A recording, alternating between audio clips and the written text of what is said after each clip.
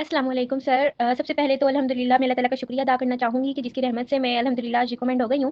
और आपका भी मैं तहे दिल से शुक्रिया अदा करना चाहूँगी कि आपकी मेहनत से जो है मैं आज कामयाब हुई हूँ। और अल्हम्दुलिल्लाह बहुत अच्छा एक्सपीरियंस रहा। और मैं आपके साथ साथ KFC अकेडमी का शुक्रिया अदा करना चाहूँगी जिन्होंने मुझे फ्री ऑफ कॉस्ट प्रिपरेशन करवाई और काफ़ी अच्छी प्रिपरेशन करवाई। अल्लाह ताला आपको और आपकी अकेडमी को बहुत ज़्यादा तरक्कियाँ दे और मज़ीद कामयाबियाँ दे। तो इंटरव्यू ये था कि आज 16 दिसंबर को सुबह 7:30 हम लोगों को बुलाया था।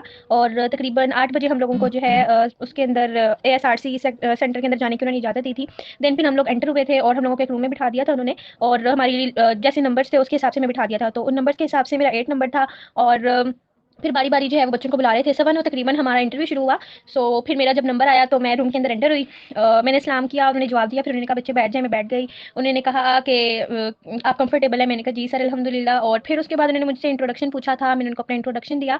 फिर देन उन्होंने सीधा MD कैट स्कोर पूछा, मैंने उनको वो बताया, तो वो बता रहे थे कि आपके इतने अच्छे नंबर हैं FSC में, आपके MD कैट में इतने कम क्यों हैं। फिर मैंने उनको रीज़न बताई, फिर वो कह रहे थे कि मतलब उन्होंने थोड़ा कंफ्यूज करना चाहा, लेकिन अल्हम्दुलिल्लाह मैं नहीं हुई।